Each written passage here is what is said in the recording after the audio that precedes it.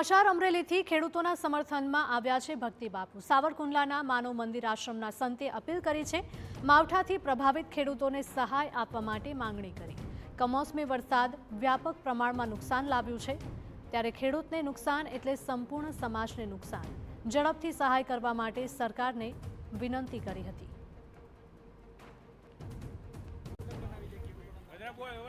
અને ખેડૂત છે જગતનો તાજ છે। ખેડૂતને નુકસાન થાય એટલે પૂરા સમાજને નુકસાન થાય। આ સમયે સરકાર માય બાપ છે, પ્રજાનું ધ્યાન રાખવું જોઈએ, એના સુખ દુઃખના ભાગીદાર થવું જોઈએ।